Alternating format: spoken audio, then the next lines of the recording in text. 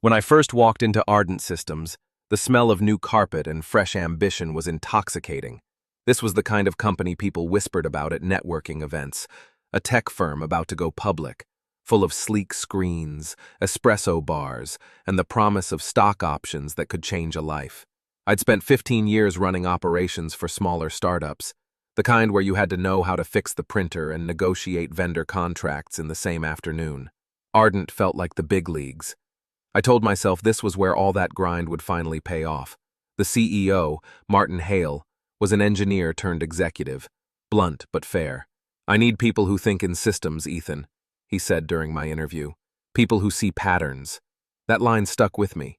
I was a pattern spotter by nature, numbers, processes, even personalities. At first, it served me well. Within months, I'd trimmed deadweight vendors, rebuilt the supply chain dashboard, and shaved 3% off costs. Martin noticed. He called me his quiet fixer. I didn't need the spotlight. I just liked knowing the machine ran smoother because of me. Then, 6 months in, the elevator doors opened and Ryan Hale strolled out, the boss's son.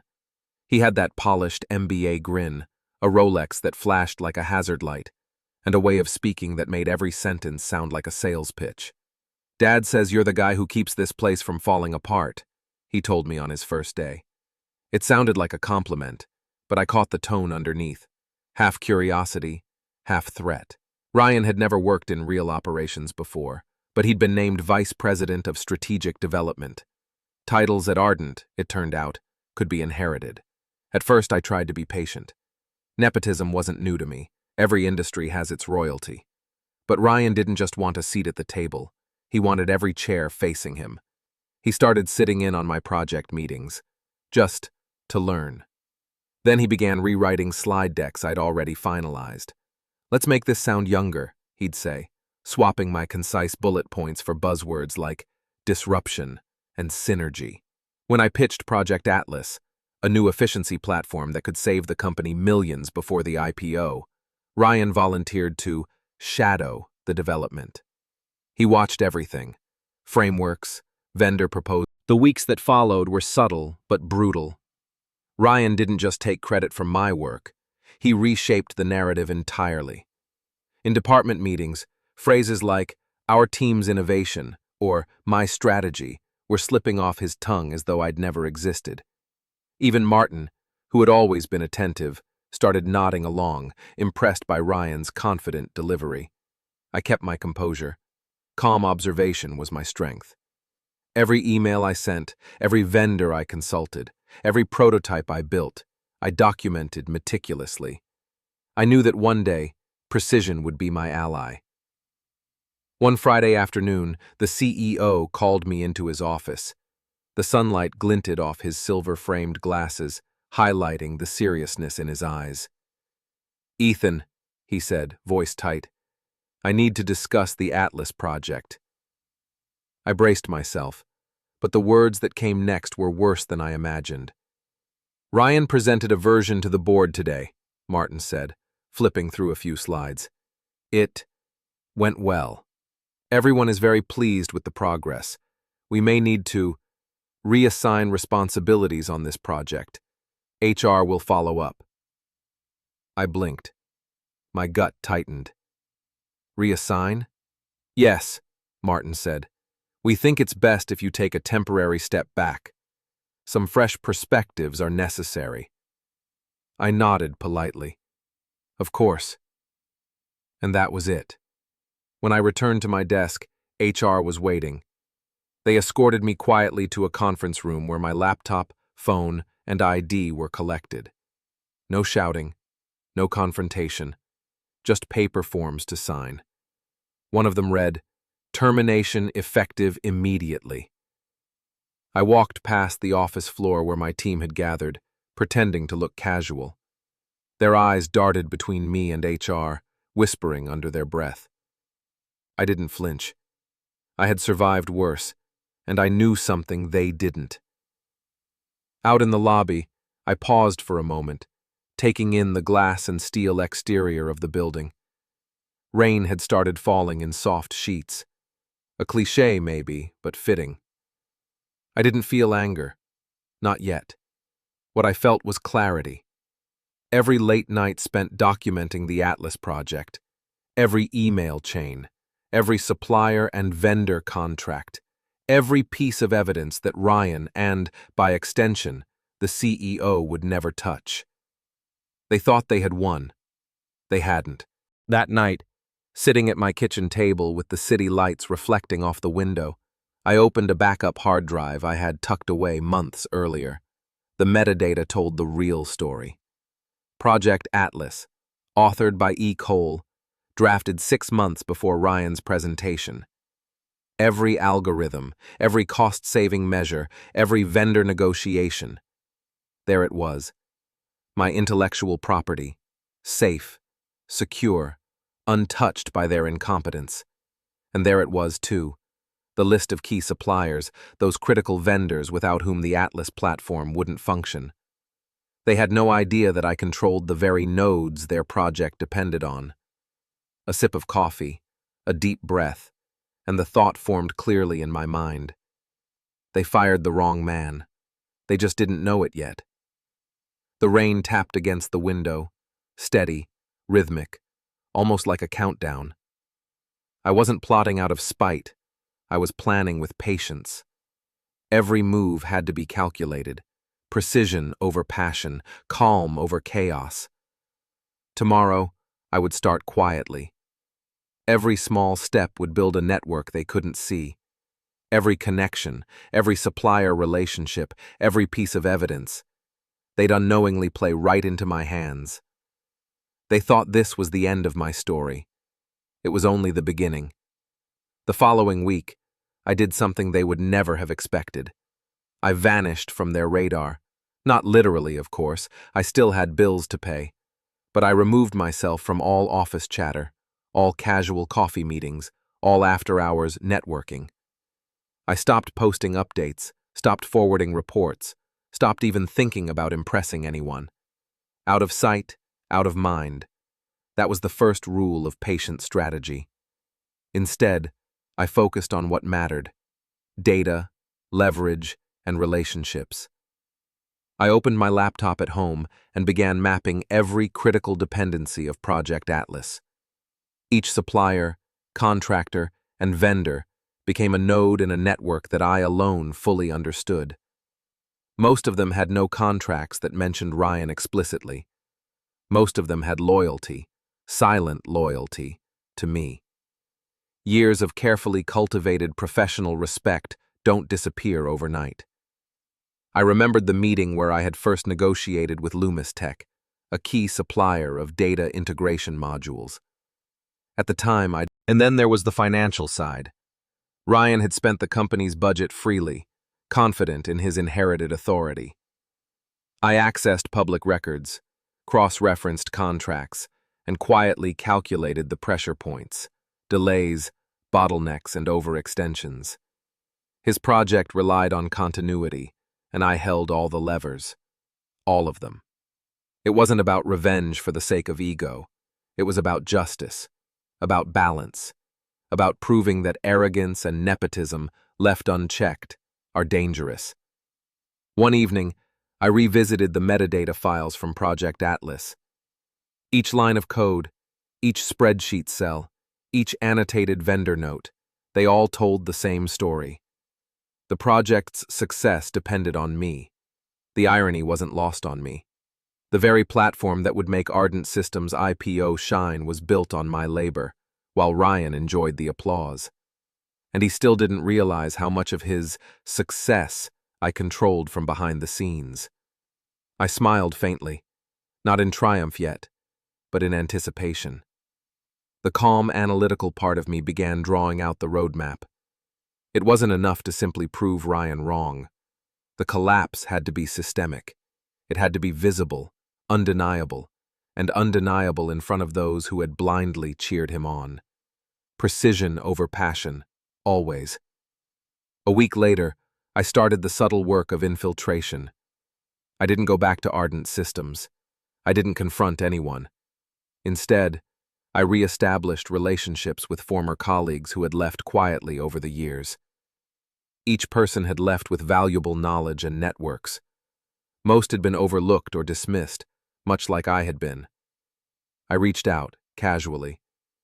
Checking in, saw some news about the Atlas rollout. Curious how things are progressing. Every response was professional, polite, and revealing. They had insights I could use, weak spots, miscommunications, internal conflicts. The cracks were small, almost invisible, but every building crumbles under persistent pressure. Then came the first test. A minor shipment of modules for Atlas was delayed. Nothing catastrophic, just a small hiccup. But in Ryan's office, panic started to appear. I didn't engineer the delay. It happened naturally, but it revealed something critical. He had no contingency plans, no understanding of the operational framework he had claimed as his own. He was improvising, reacting, fragile under pressure. I documented the reaction, noting the chain of emails and frantic phone calls.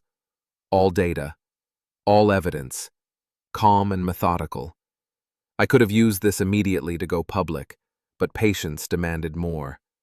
The collapse had to be undeniable, total, and irreversible. And all the while, Ryan's team still believed I was out of the picture entirely. No one suspected that the quiet man they had dismissed, the one they called replaceable, was quietly holding all the cards. I began setting the stage for the first major domino to fall. I made one final call that night, reviewing supplier agreements. My voice over the phone was calm, measured, even courteous. Just confirming the shipment schedule for next week. We wouldn't want any gaps to affect Project Atlas, would we? The other side responded politely, unaware that the we was now in my hands entirely. Every shipment, every timeline, every critical milestone, controlled. And one wrong move, one minor disruption, would set off a chain reaction. I leaned back in my chair, sipping cold coffee, and let the satisfaction of planning sink in. Not triumph yet, not exposure, just planning, calm, analytical, waiting for the precise moment, because they had made a fundamental mistake. They had assumed that firing me meant removing me from the equation. They were wrong. The countdown had begun. I won't lie, revenge isn't a sprint. It's a slow, deliberate game of patience, where every move must be measured, every contact weighed, every piece of data accounted for. After my first month of quietly reclaiming control over Project Atlas's lifelines, I had begun to see the outlines of the collapse I could orchestrate. The first step was subtle, almost invisible.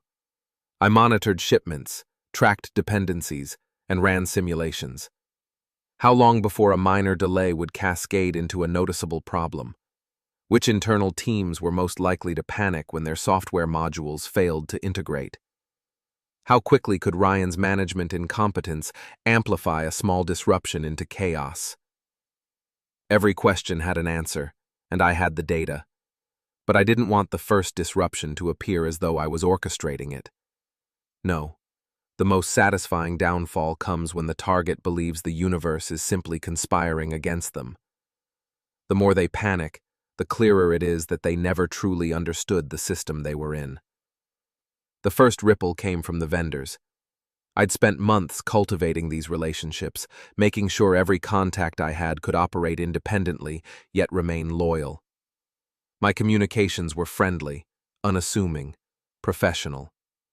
To them, I was merely checking in, ensuring the project ran smoothly.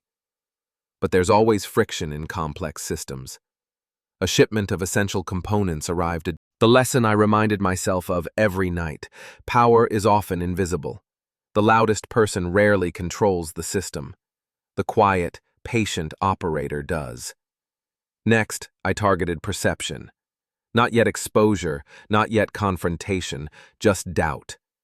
I reached out to former colleagues who had left Ardent Systems quietly over the years, people who had been marginalized, overlooked, or dismissed. One by one, I built a network of insiders. Nothing illegal, nothing confrontational, just careful observation. Curious about Atlas progress, I'd say. Saw the launch schedules. Any hiccups? Each message was polite, measured, and designed to extract intelligence. The patterns I uncovered were deliciously predictable. Miscommunications between departments, overlooked deadlines, assumptions that Ryan's leadership would fix everything. And everywhere I looked, I found traces of arrogance. People were reporting progress without verifying it. Managers were nodding along without checking the details. They had all assumed Ryan's charm equaled competence. They were wrong. And I had the blueprint. About 6 weeks after my termination, the first real domino fell.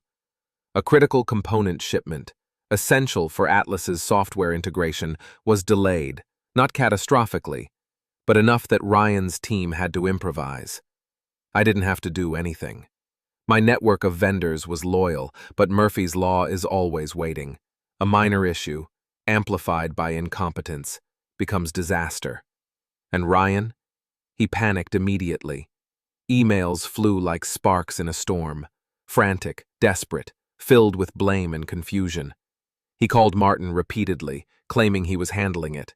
Martin, naturally, assumed Ryan was competent.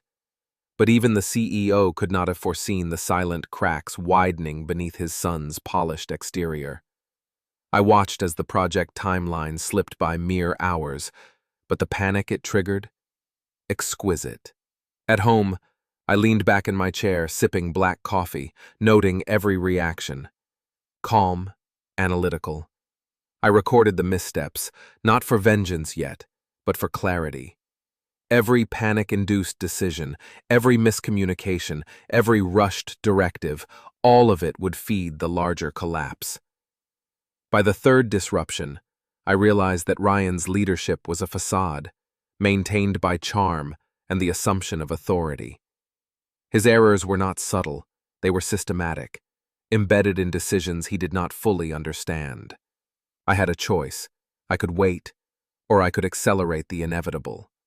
But patience was always the key. For now, I focused on documentation. Everything Ryan touched incorrectly, every vendor call mishandled, every milestone delayed, I saved it. Screenshots, emails, financial impacts. This wasn't about revenge for revenge's sake. It was about demonstrating, irrefutably, that incompetence and arrogance cannot sustain a corporate empire. Then came the quiet phase of alliances. I approached 2 former employees who had moved to a small consulting firm. Both had deep operational knowledge of ardent systems and had seen Ryan's leadership fail firsthand. One subtle email to each, phrased as curiosity. Curious if you've heard about recent Atlas issues, wondering how timelines are holding up. Responses were immediate, filled with details I could never have gathered alone. With their cooperation, I began mapping the full network of dependencies. Every software module, every supplier, every overlooked contingency plan. Now I wasn't just an observer, I was orchestrating from the shadows. The project's fragility was stunning. Ryan had all the visibility of a CEO's son and none of the comprehension. And the public launch? It was approaching. Perfect timing. The first scheduled board update approached. Ryan, full of confidence, prepared a presentation to show Atlas's success. What he didn't know, I had already quietly fed reports highlighting anomalies to key board members through former colleagues who remained influential. The day arrived. Ryan strode into the boardroom with a polished smile, unaware that subtle evidence of inefficiency, missed deadlines, and vendor delays had already been highlighted to decision-makers. The presentation began. His confidence was high, but questions came fast, questions about shipments, integration timelines, and testing metrics. He fumbled. Board members exchanged glances. One asked for a breakdown of vendor performance metrics. Ryan didn't have them. After the board meeting, the pressure on Ryan increased in quiet, efficient increments. The kind boards prefer because it feels like business, not drama. They asked for corrective plans. He delivered bullet points and optimism. But optimism without systems is a plaster on a fracture. I watched as he applied bandages where surgery was needed.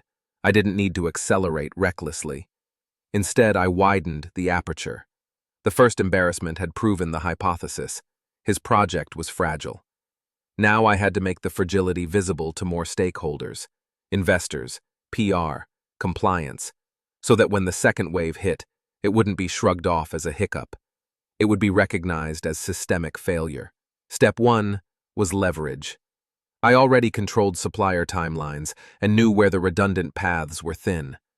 Step 2 was amplification, letting existing failures trigger higher-level scrutiny. Step 3 was proof, ensuring that when the scrutiny came, it pointed directly to mismanagement, forgery, and a pattern of cover-ups. Over the next month, I pursued 3 parallel tracks. Track A: supply chain choreography. I tightened and loosened specific nodes in the network to simulate stress in predictable ways. Not sabotage, nothing illegal, but careful scheduling that would pressure Ryan's team into making the kinds of mistakes incompetent leaders make. Shortcuts, rushed approvals, bypassing QA. One delayed integration test would force them to patch code, creating errors that would surface during user acceptance testing. I nudged vendors to prioritize alternative orders for companies they'd promised, knowing that the public-facing launch schedule would remain unchanged. The goal wasn't to break the product entirely. It was to reveal the contingency failures in public. Track B: evidence consolidation. Every misstep, every email where Ryan claimed something he didn't understand, every rushed confirm without documentation. I archived it. I already had version histories proving I authored the core architecture. Now I needed to show a pattern of decisions that were reckless and deliberately opaque. I gathered invoices, discrepancy notes, procurement memos, and logs of access changes. I had former colleagues help me verify dates and deliverables. They corroborated the internal confusion. It all formed a dossier, not accusation, but incontrovertible sequence. Track C: narrative placement. In modern corporate collapse, perception matters. A failure framed as growing pains dies quickly. A failure framed as leadership disconnect becomes a governance issue.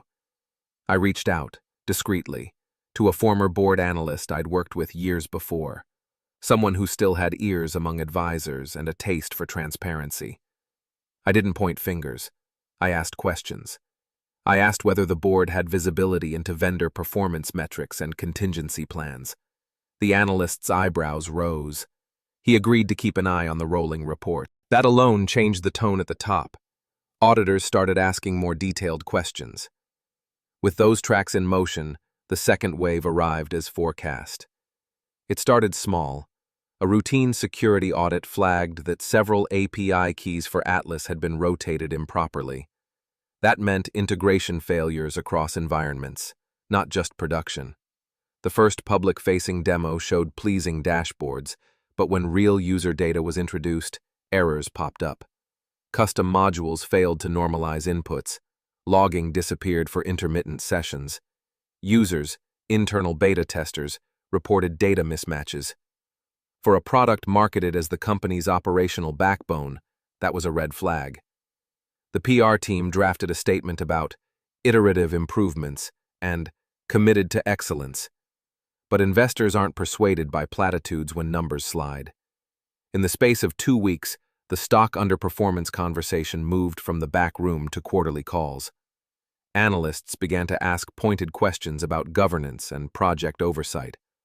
Someone on the investor relations side leaked an internal memo, perhaps strategically, perhaps out of fear.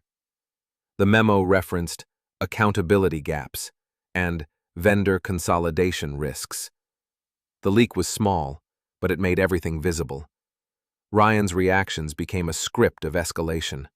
More meetings, more all hands, more assurances. But assurances without data are theater. He increasingly relied on charisma and deflection, calling a missed data normalization an edge case and blaming a vendor for poor specs.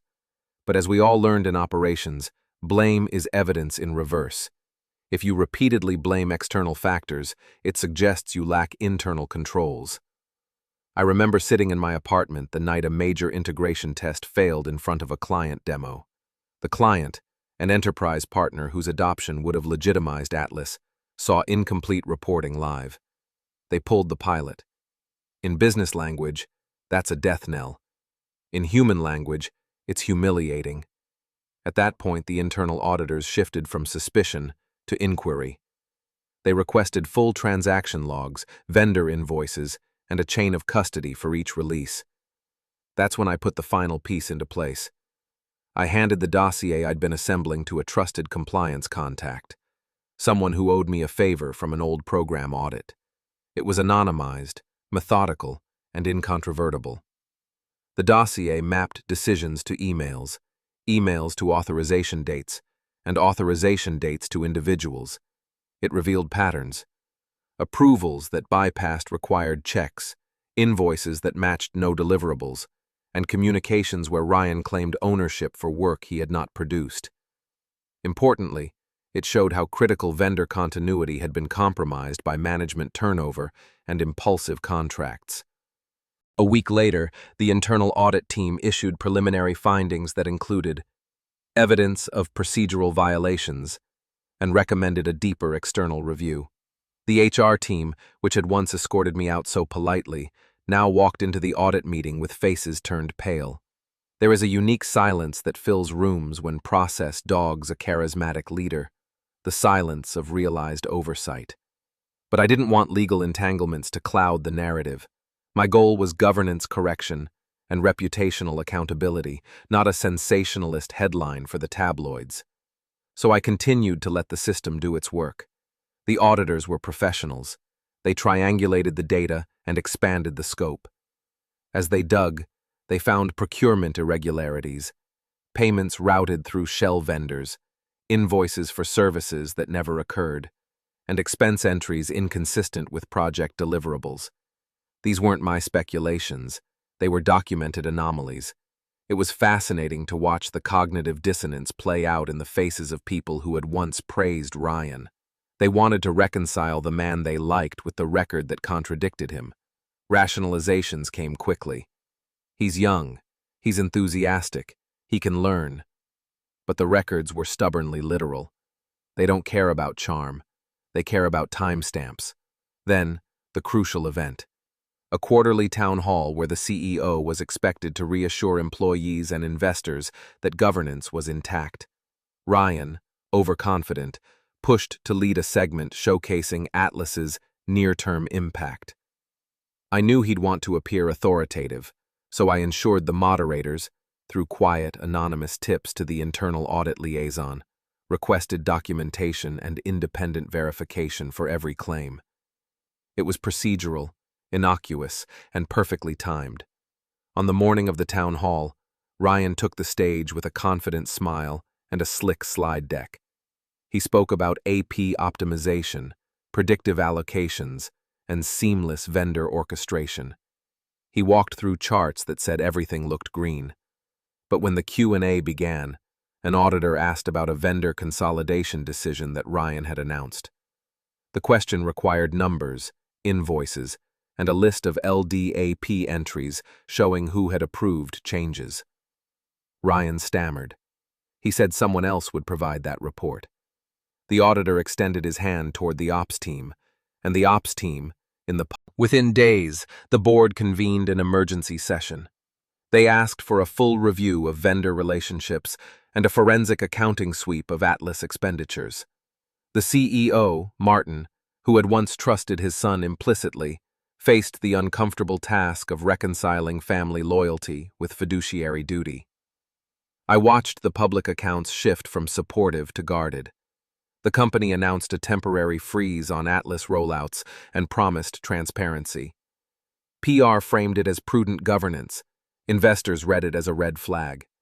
And yet, through the whole unfolding, I was careful to remain anonymous.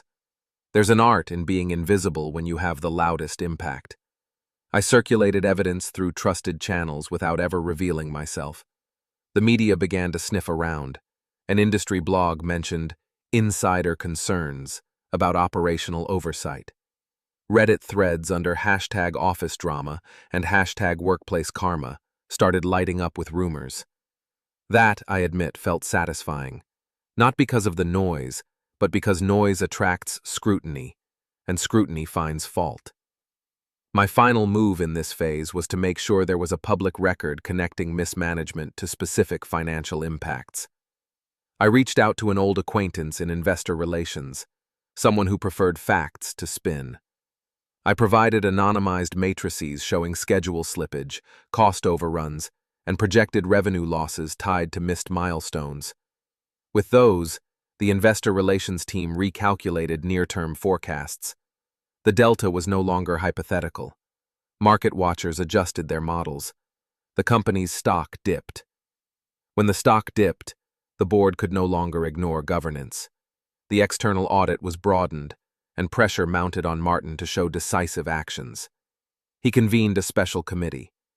They recommended an external review and temporary suspension of those responsible for day-to-day Atlas execution.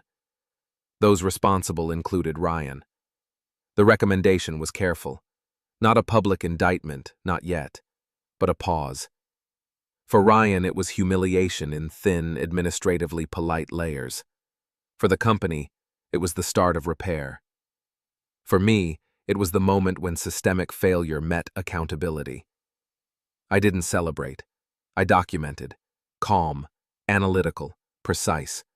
The framework I'd built, networks, evidence, and narrative placement, had functioned exactly as intended. The board would fix what needed fixing. The market would recover when confidence returned. But a lesson would remain. Charm, without competence, is unstable in the face of real systems. As the emergency committee deliberated, I sat in a quiet cafe, my phone dim, watching updates drip in. I felt no triumphalism, only a measured satisfaction. Like closing a loop you knew you could close because you had done the patient work. The revenge had taken the form of correction. The company would now be forced to repair managerial failures and fortify governance, and Ryan would be confronted with the consequences of an entitlement he had exploited. The downfall was not yet complete. There would be legal reviews, PR spin, and human fallout. But the essential part, exposure of incompetence and restitution to systems, was in motion. The remainder would be a matter of process and time. After all, systems favor the prepared, and I had prepared. The weeks following the emergency board review were a study in corporate tension. Ryan, once confident and untouchable, moved through the office like a man under a microscope. Every decision was second-guessed, every initiative scrutinized. The analysts I had nudged into awareness were now formally requesting reports, while auditors traced every line item, every approval, every vendor invoice.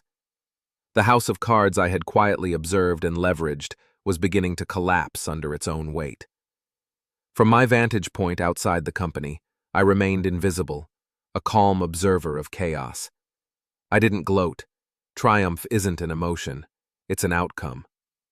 Watching Ryan navigate scrutiny, fumbling explanations, avoiding specifics, offering excuses that didn't hold, was not entertainment.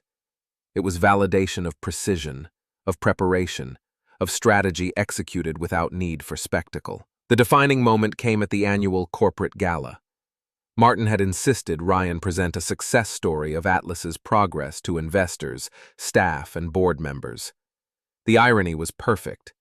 A public stage, every eye watching, a platform Ryan had built himself to showcase competence. I had ensured that all supporting documentation would reveal inconsistencies in real time. Every system I controlled, the vendors, the schedules, the archived evidence, was aligned to expose the gaps. It was meticulous, silent orchestration, the calm, analytical revenge of a man they had dismissed as replaceable.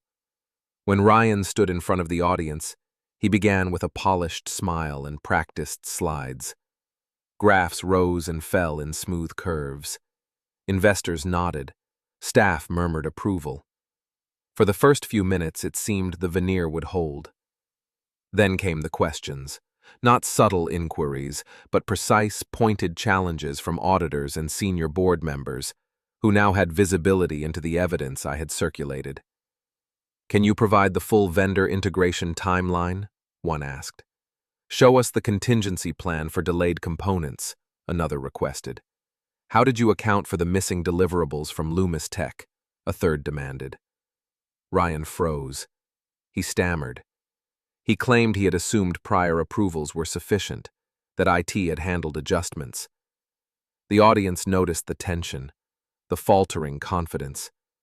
For the first time, his smile wavered. At the crescendo of the event, the external auditors presented their preliminary findings on Atlas.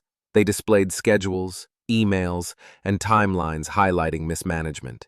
Every discrepancy, every misreported milestone, every failed integration pointed squarely at executive oversight under Ryan's direction. Employees whispered. Board members exchanged glances.